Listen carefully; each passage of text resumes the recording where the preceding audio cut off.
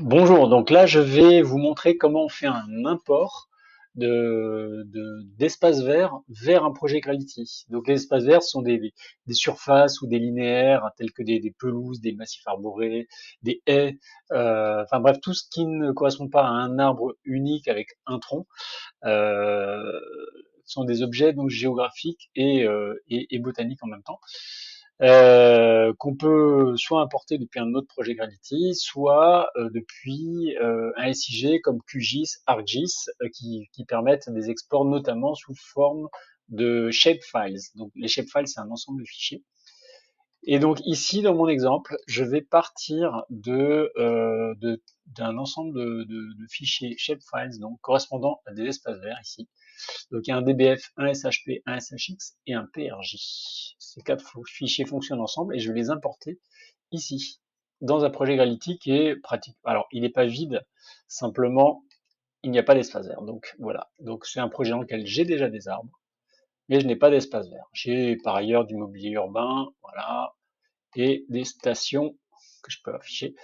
Alors pour importer mes espaces verts, je vais ici dans le menu du projet importer les données. J'indique dans quelle catégorie je les importe, donc dans les espaces verts. Le format du fichier source, là je partirai de shapefiles. La projection, je sais que c'est du WGS 84, sinon on peut prendre les autres formats courants qui sont ici. Et voilà, et donc les fichiers, je vais les glisser déposer dans l'espace gris en dessous. Donc là je dois, c'est indiqué SHP, SHX et DBF. Donc DBF, SHP, SHX. Le PRG, voilà, n'est pas requis. Le PRJ n'est pas requis. Donc je prends les trois fichiers là, 1, 2, 3. Ensuite, j'arrive tout de suite à l'écran de mapping, donc il va me faire la correspondance entre les intitulés de colonnes ou de champs dans les fichiers sources et le format de données destination dans le projet Gravity. Là, il se trouve que j'ai quelque chose qui correspond exactement parce que je suis parti d'un projet Gravity. Si ça ne correspond pas exactement, c'est ici qu'on peut faire, par exemple, les ajustements. Donc, si par exemple, je veux, dans la composition dominante, je vais chercher un champ qui a un autre libellé, mais qui correspond à ça, je le fais à la main. Maintenant, là, comme euh, il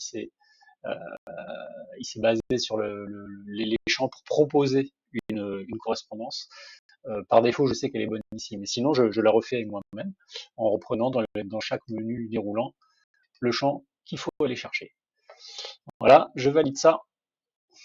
Ensuite, j'ai un petit tableau d'avancement. Là, ça prend un peu de temps, ça dépend du volume de données qu'on va chercher. Donc là, tac, tac, tac. Ben, c'est terminé. L'import est réussi. Donc je vais au niveau du projet.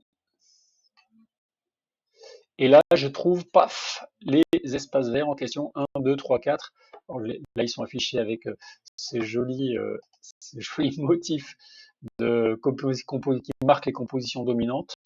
Euh, voilà. Après, je peux les afficher autrement en fonction, soit avec une couleur neutre, qui est le vert là. Voilà. Je les retrouve là. J'ai une haie ici, j'ai des pelouses, des massifs arborés et des choses comme ça. Voilà. Oui, pardon. Et quand j'ouvre l'espace vert, je retrouve les données, les données qui étaient dans le fichier d'import. Donc là, j'ai un préfleuri, surface, bilan énergétique, etc. Je peux à nouveau éditer, modifier tout ça. Voilà.